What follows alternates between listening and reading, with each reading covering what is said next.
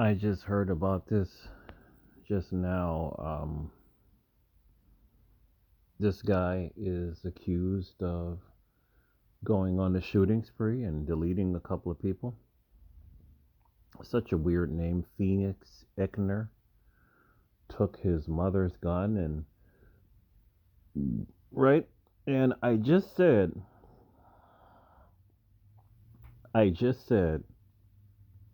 that I was commenting to these people who some of them come on my videos and they start their usual screed of us being the most violent.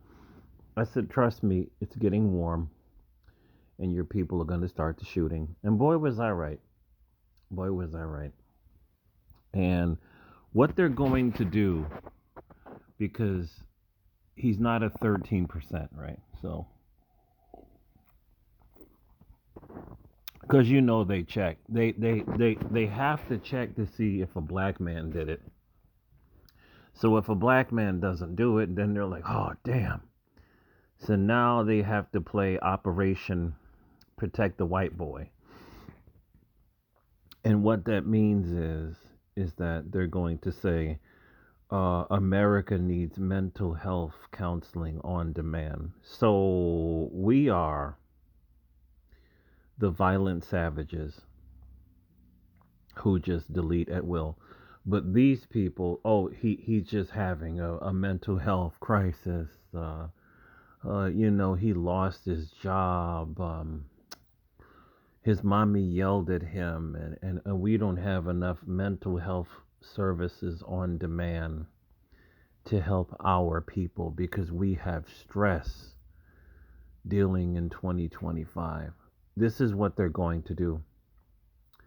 Or they're just going to say nothing, right? This is the joke of these people that are always leaving these comments, right? These are the games that they play. I'm just waiting to see. The 13% commenters, they're going to be quiet. There's nothing to see here, folks. It's one of us again. And he has mental health issues. This is what they're going to say. Right? You're going to see a whole lot more of this, unfortunately, this year, because, they tried to make it seem like we are the only people on planet Earth that are violent. And it's like, seriously, come on now. Seriously, World War One and World War Two was not a black people's war. It was not. It was a European war between white European powers. That's what the war was mainly all about. You know, before I forget, what I wanted to say is somebody posted. You find these videos here and there of this white guy made a video on TikTok, and somebody put it on YouTube, right?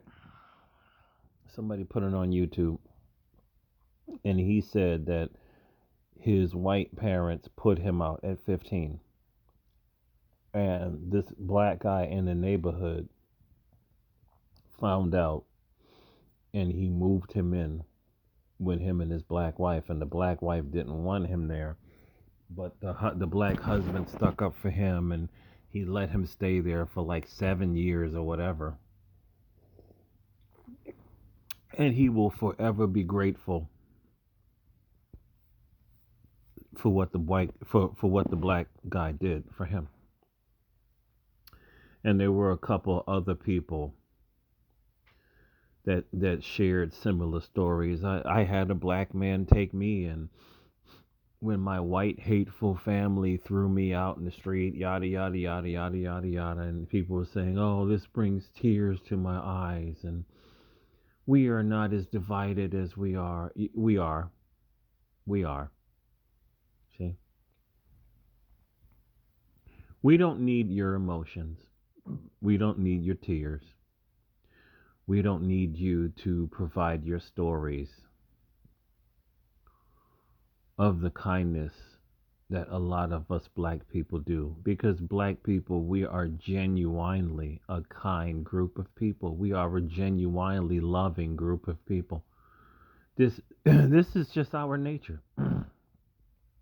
Despite all the racist haters that are always trying to smear us all as a group, you can find ridiculous amount of stories of black people doing a lot of nice things for everybody under the sun, because we are a very loving people. All I have to say is, you don't get to experience our love and our generosity and just write stories about it or make these little videos.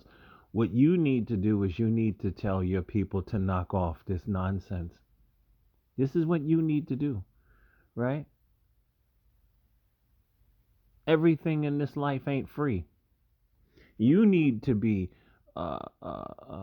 going to Google and telling them that they need to ban these people from all this, the 13% again, the usual. You need to ban this stuff. You need to get in these threads and argue with these people and tell them to stop the racism. Right? I'm tired of this. Oh, we're all together. We're not all together. You don't get help for free. You get help, then you turn around and you help us. Stop the racists and the evil among your people. Tell them to knock it off. Stand up to these people. That's what you need to do. I don't want to hear about how we need to be united, we will never be united unless you do something, unless you stand up to the evil ones among your people. I know a lot of them will not do this because they are so used to receiving our largesse. They really are. They're so used to this white mother. The video was last year, told her white daughters, if anything happens to you, run to a black person. Isn't that interesting? Isn't that, see, they know where to go. Run to a black person. They will help you. Our help is not free. It's not free.